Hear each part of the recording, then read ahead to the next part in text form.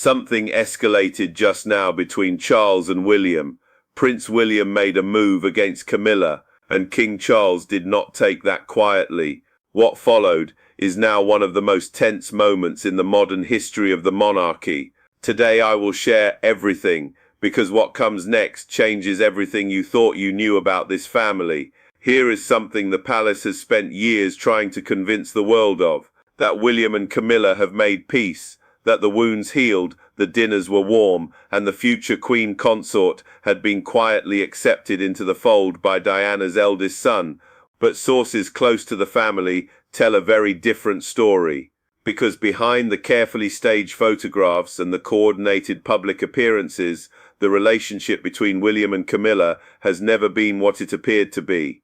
It has always been transactional, managed, performed, and underneath it all, deeply, quietly unresolved. Those who have observed the family closely over the years say that William has always maintained a careful emotional distance from Camilla, not hostility, exactly, but never warmth. The kind of distance that speaks volumes precisely because it is so controlled. What most people don't know is that even in the early years, when William was still a teenager navigating his parents' catastrophic divorce, he was already drawing private lines. He watched his father choose Camilla over and over again, over the marriage, over the public image, over Diana, and William, who inherited his mother's emotional intelligence as much as her public magnetism, catalogued every single one of those choices. He never forgot them, but he is his father's son in one critical way. He understands the institution. He understood that openly opposing Camilla would damage the crown, so he did what the royal family has always done best. He smiled for the cameras, he attended the events, he shook the hands and made the toasts. But insiders say that behind closed doors, the civility had a ceiling. There were topics that were never discussed, rooms, figuratively speaking, that were never entered. What is particularly revealing is the dynamic that emerged once Charles ascended to the throne in September 2022. Suddenly, Camilla was not just his father's wife. She was queen consort. She had staff, she had influence, and she had the king's ear in a way that had now become constitutionally significant. And that, sources say, is when William's carefully managed tolerance began to show its cracks. Because tolerating Camilla as a stepmother is one thing, accepting her as a queen is something else entirely. But to understand why William did what he did, you have to go back to Diana.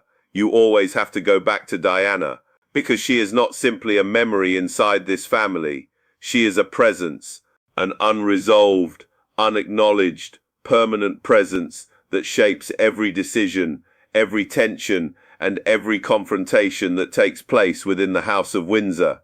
What most people don't fully appreciate is the specific way Diana talked to William in her final years. She was preparing him, not just for kingship, but for the truth of what had happened to her. According to those who were close to Diana in the mid-1990s, she was remarkably candid with William about the realities of the marriage. She did not shield him in the way one might expect a mother to shield a child. She trusted him with the weight of it. And William, who was 13 and 14 during the most brutal years of his parents' public war, absorbed every word. What people don't know is that Diana had specifically spoken to William about Camilla, not in abstract terms, in direct, unambiguous terms. She believed and told William that Camilla was not a passive figure in the destruction of the marriage, that she was an active one. That belief never left him.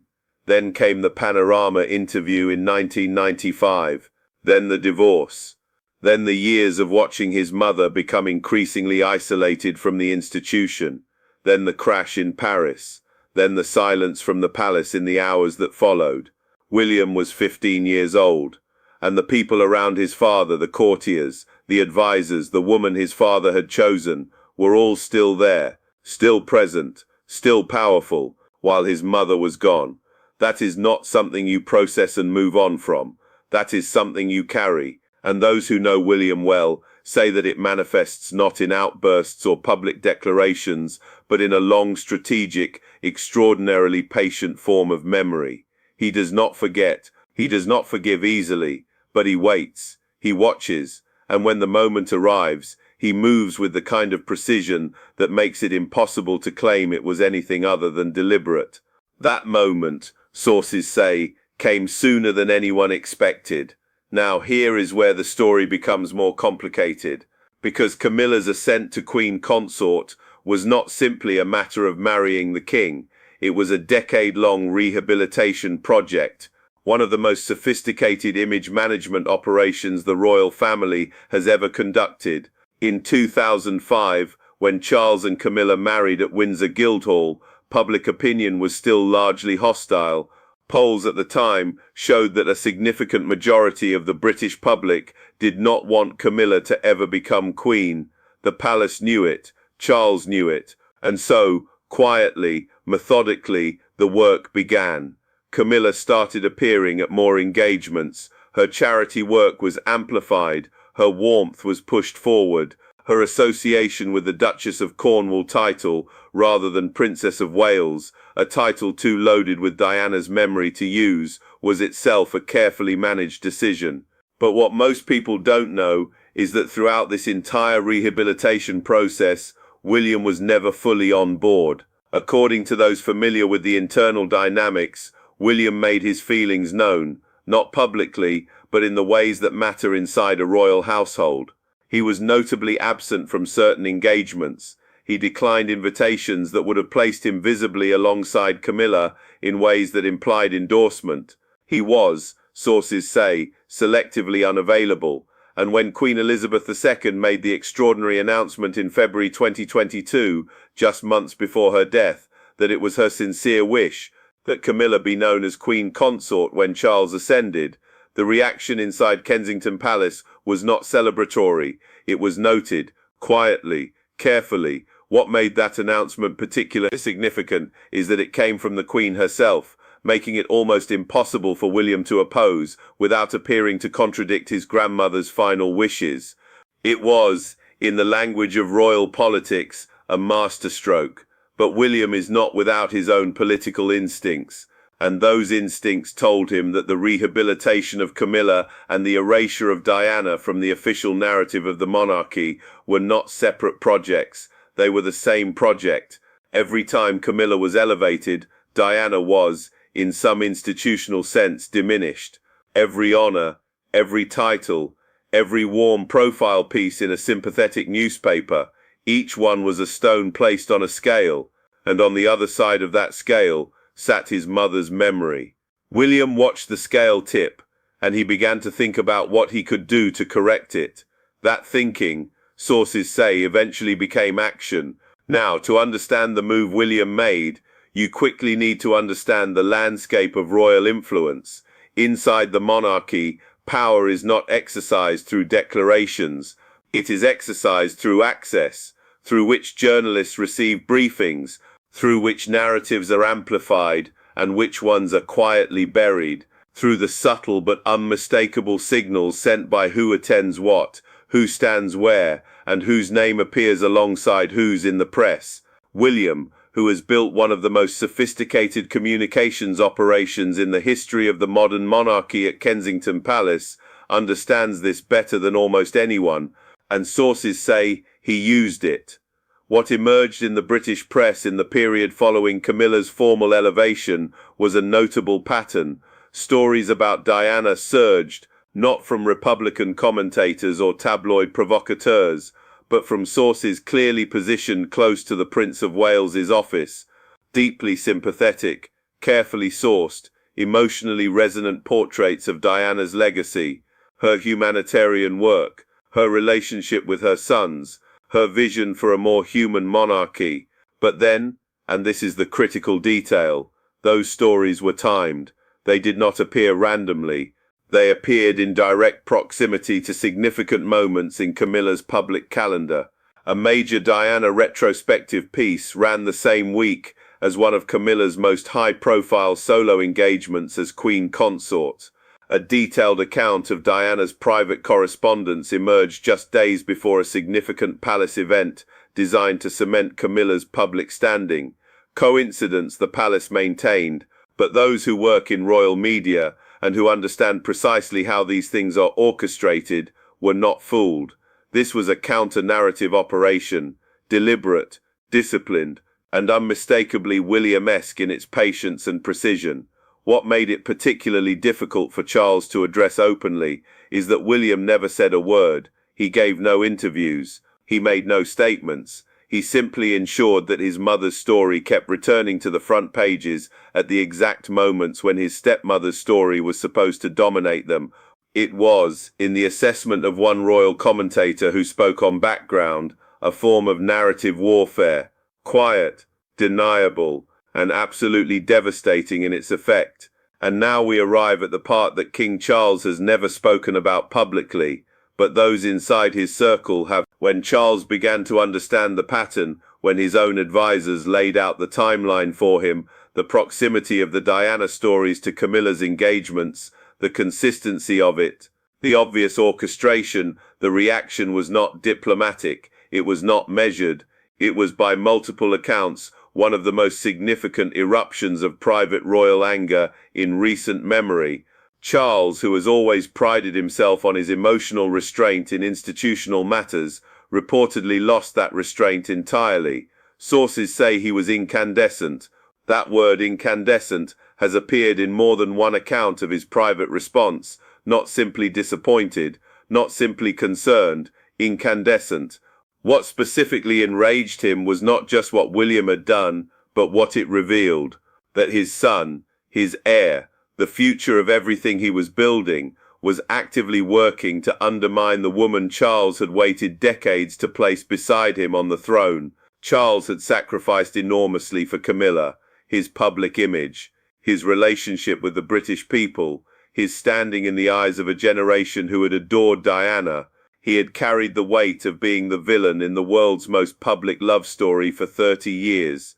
And now, just as the rehabilitation was working, just as Camilla was being accepted, respected, even admired, his own son was pulling at the threads. But there is something else, something that made the fury more personal and more complicated. Charles did not confront William directly, at least not immediately, because confronting William directly meant acknowledging what William had done, and acknowledging it meant admitting that the Diana wounds inside this family were not healed, that the peace was performed, that the unity the palace had spent years projecting to the world was, at its core, a carefully maintained fiction. So Charles did what the royal family has always done when faced with an internal crisis it cannot afford to expose. He went quiet. He withdrew. He became, according to those around him, noticeably cooler in his interactions with William. Meetings that had been regular became infrequent. Communications that had been direct became routed through intermediaries.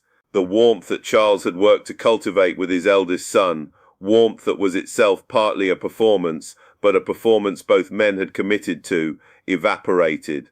And in its place was something that those close to the king describe with one word: distance. If you think the tension between Charles and William is something new, what happened next will make you reconsider everything. Because the fallout from William's move did not stay contained to the two of them. It rippled through the household staff, through the courtiers, through the carefully balanced ecosystem of advisors, communications teams, and institutional loyalists who keep the monarchy functioning on a daily basis, and it forced people to choose sides in ways that had not been required of them since the darkest days of the Charles and Diana years. What most people don't know is that the rift between the King's household at Buckingham Palace and the Prince of Wales's operation at Kensington Palace had already been growing before this episode. There had been disputes over resource allocation, over which royal engagements received the most prominent press coverage, over whose charitable initiatives were positioned as the monarchy's primary public-facing work. But those were institutional disputes, manageable, the kind of friction that exists between any two power centers operating in proximity. What William's counter-narrative operation introduced was something different. It made the friction personal, and personal friction inside the royal family has a way of becoming permanent. Sources say that in the weeks following Charles's furious private reaction, there were scheduled joint engagements that were quietly restructured. Events where William and Camilla were originally intended to appear together were suddenly reorganized. Reasons were given: scheduling conflicts, prior commitments, the language of plausible deniability that the palace has refined to an art form. But those who track these things, and there are journalists and royal correspondents who track them with extraordinary precision, noticed the body language at the engagements that did take place shifted. The warmth was more effortful. The eye contact between William and Camilla, always somewhat limited, became rarer still. And Kate, the Princess of Wales, who has always served as one of the most important stabilizing forces in the family's public presentation, was notably more present at William's side during this period, almost as if positioning herself as a visible counterweight to the tension, almost as if signaling that whatever was happening, she and William were unified in it. But then there is Harry, because no account of a Windsor family rupture is complete without Harry. And while Harry was thousands of miles away in Montecito, sources suggest that news of the fallout reached him, and that his reaction was not one of concern. It was, reportedly, one of grim recognition. He had always said the peace was fragile. Now he was watching it fracture in real time. But step back from the drama for a moment, because what is unfolding between Charles and William is not simply a family argument dressed in royal clothing. It is a fundamental disagreement about what the monarchy is for. And that disagreement has implications that extend far beyond any single episode of narrative warfare or any one cold shoulder at a palace corridor. Charles has always had a vision for his reign. He has carried it for decades, through the wilderness years of public disapproval, through his mother's long and defining tenure, through the humiliations and the controversies and the relentless scrutiny. That vision is one of a monarchy that is culturally rich, historically grounded, and Camilla inclusive, a monarchy that has made peace with its past by moving through it, not by relitigating it.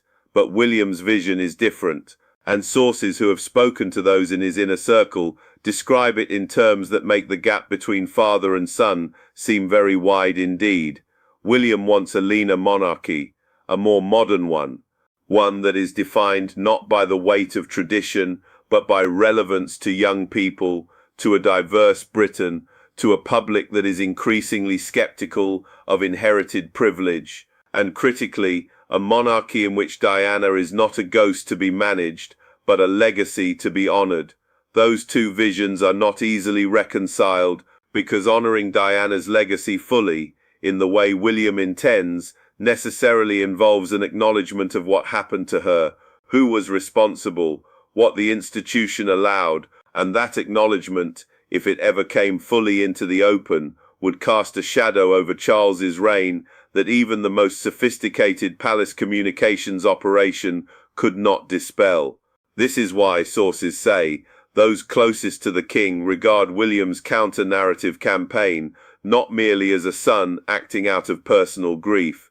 They regard it as a strategic repositioning, an early move in the long game of defining what the Windsor monarchy will look like when William is king. And Charles, who is battling his own health challenges that have forced the palace to accelerate certain succession planning conversations, is acutely aware of the timeline. He knows he may not have the years his mother had to shape his legacy. He knows that the narrative of his reign is being written now, in real time, by forces he cannot fully control, including his own son. What is particularly striking is that this is not the relationship Charles thought he had rebuilt. After Harry and Meghan left, after the Sussex crisis consumed the family's public narrative for years, Charles and William had appeared to draw closer, united, at least in institutional terms, against a common source of disruption. But that unity, it turns out, had its own ceiling, and William, patient as ever, had simply been waiting to reveal it. So where does this leave the royal family, with a king who is furious but cannot say so publicly? with an heir who has made his position clear without ever saying a single word on record, with a queen consort who finds herself once again at the center of a storm she did not create but cannot escape, and with the ghost of Diana as present, as powerful, and as unresolved as she has ever been. The question that those inside the palace are quietly asking is one that no one wants to answer out loud. What happens when Charles is gone? Because when William becomes king, the balance of power shifts completely.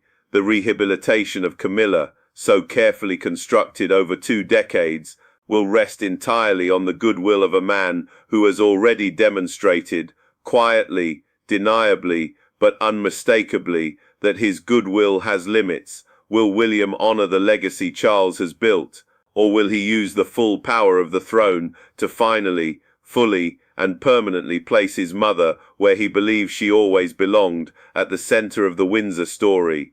And what does this tell us about the kind of king William intends to be?